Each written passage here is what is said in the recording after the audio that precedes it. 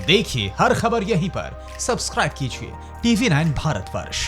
सलमान जी के पास जाऊंगा और मैं साथ में सोमनाथ रॉय साहब से कहूंगा कि स्टैंड बाय रहें। इसके बाद फौरन उनके पास आने वाला हूं।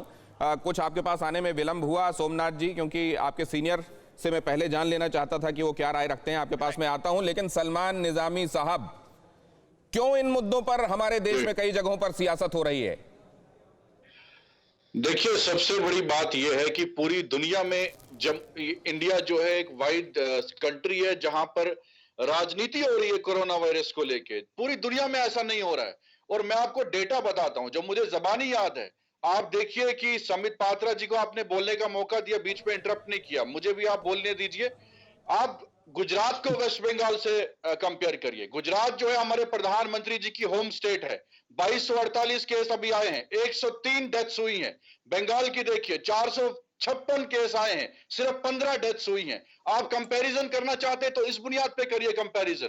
और दूसरी बात जो है, समित पात्रा जी अभी बोल रहे थे उन्होंने ऐसा किया वैसा किया। मैं इनसे सवाल करता हूं कि आप क्यों चुप्पी देते हैं जब आपके 5 अभी तक डॉक्टर ऐसे जो सस्पेंड किए गए हैं, उन्होंने सवाल ये उठाया है कि हमारे पास मेडिकल इक्विपमेंट्स नहीं है। समित पात्रा जी आप बोलिए, आप भी डॉक्टर हैं, आप उनके साथ क्यों नहीं खड़े रहिए? जो आपने आंध्र प्रदेश का डॉक्टर सस्पेंड किया, उसने आवाज उठाई थी कि हमारे पास मेडिकल इक्विपमेंट्स नहीं है, मास्क नहीं है। समित पात्रा जी भी डॉक्टर हैं, बताइए आपने उनके लिए क्या किया, क्यों नहीं आवाज उठाई?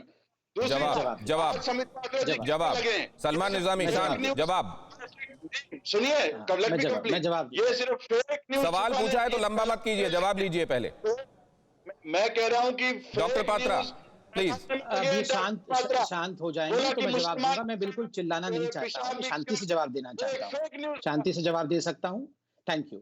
देखिए, इन्होंने पूछा डॉक्टर सस्पेंड हुए हैं आंध्र प्रदेश में, बिल्कुल हुए हैं। उनकी लोकल सरकार ने किया है, राज्य सरकार ने किया है। हेल्थ मिनिस्टर ने कहा है इस सस्पेंशन को आप हटाइए, और हम तो कल ऑर्डिनेंस भी लेके आए हैं। केवल जो सस्पेंशन किया जा रहा है वही नहीं, अगर कोई डॉक्टरों पे अटैक भी करेगा तो वो भी नहीं बचने वाला है। महाराष्ट्र ने डॉक्टरों को धमकाया है कि कोई भी अगर राज्य सरकार के खिलाफ व्हाट्सएप ग्रुप में भी डालेगा तो भी हम नहीं छोड़ने वाले हैं। आज आप देखिए, दिल्ली सरकार ने भी डॉक्टरों को कहा है कि कोई भी व्हाट्सएप ग्रुप में दिल्ली सरकार के खिलाफ नहीं लिख सकती है। बंगाल में भी डॉक्टर रेसिडेंट डॉक्टर एसोसिएशन और जो बंगाल से बाहर से जो डॉक्टर हैं उनकी एसोसिएशन ने 2 दिन में 2 चिट्ठियां लिखी और कहा है कि ममता बनर्जी उन्हें बात करने नहीं दे रही है। मैं बीच में नहीं बोल रहा था।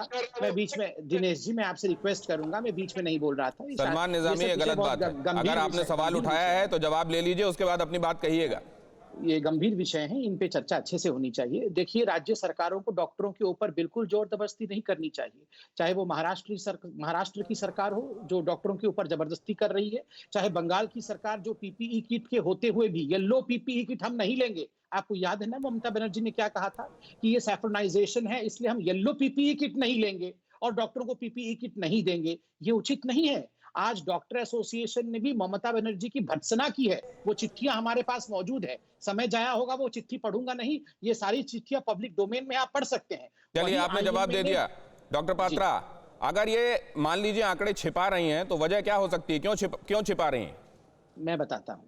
देखिए, ये चाहती हैं, 2-3 कारण है इसका। नंबर 1, ये चाहती हैं कि अगर इस प्रकार से छुपाया जाएगा आंकड़े और राज्य को बताया जाएगा कि राज्य में कम कोरोना हुआ है तो ये इकोनॉमिक लॉकडाउन खोल देंगी।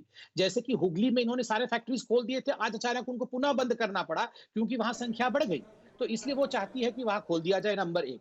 नंबर 2, एमएचए की 2 चिट्ठियां गई थी, आप याद करिए, ममता बनर्जी को, क्योंकि 7 जिलों में ममता बनर्जी ने लॉकडाउन को इम्पोज ही नहीं किया था, वहां पूरी तरह से आवाजाही हो रही थी। इसलिए एमएचए को बाध्य होना पड़ा चिट्ठी लिखने के लिए कि डिजास्टर मैनेजमेंट एक्ट के अंतर्गत ये पनिशेबल होगा। ममता बनर्जी चाहती है कि ये लॉकडाउन बंगाल में ना हो और सब कुछ उसी प्रकार चलते रहे जैसे कि कोरोना से पहले चल रहा था, इसलिए संख्या छुपा रही है।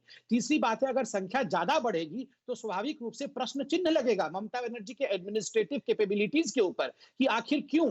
आप याद करिए, मुर्शिदाबाद में किस प्रकार से कई जगहों पर नमाज पढ़ा जा रहा था, वहां लोगों की धरपकड़ हुई क्योंकि केंद्र सरकार ने चिट्ठी लिखी। तो एक अपीजमेंट पॉलिटिक्स के अंतर्गत भी वो नहीं चाहती है कि उनके वोट बैंक के ऊपर नकेल कसा जाए, इसलिए बॉडीज जलाई जा रही हैं। भले ही उनके वोट बैंक, वो जिसको अपना वोट बैंक समझती हैं, उसमें लोग जान से जाएं, उनमें संक्रमण फैल जाए, लेकिन वो इसकी कीमत पर भी उनको खुश करना चाहती हैं। बिल्कुल, ये हो रहा है। और जो अभी आपने वीडियो दिखाया है, ये वीडियो तो तथ्यात्मक वीडियो है ना। आप बताइए, आपने अभी एक लड़की को रोते हुए दिखाया, किस प्रकार से उसकी माँ को ले लिया गया, किस प्रकार से पिताजी और बहुएं कहीं और है, कुछ पता नहीं है। और मैं एक बड़ी बात बता रहा हूं, यहाँ पे पूछिएगा स्वागतोदा से, ये वहां पे सारे न्यूज चैनल में चल रहा है बंगाल में। डेड बॉडीज मरने के बाद कोरोना के संक्रमण से डेड बॉडीज को उस रूम से हटाया नहीं जा रहा है, हॉस्पिटल्स के बॉडीज वहां सड़ रही हैं। आप गूगल करके पेशेंट्स के बातों को सुन सकते हैं कि पेशेंट रो रहे हैं और कह रहे हैं मेरे बगल वाले बेड में बॉडी सड़ रही है, 4 दिन हो गया है, बॉडी नहीं हटी है।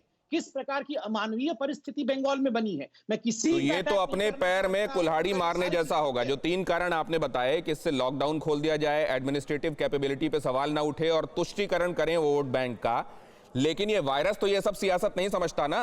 वो तो जहां ढिलाई मिलेगी फैलता जाएगा और फिर लोगों की जान पर आएगी। न्यूज़ टॉप 9 रोज सुबह 7 बजे और शाम 7 बजे सिर्फ TV9 भारतवर्ष पर।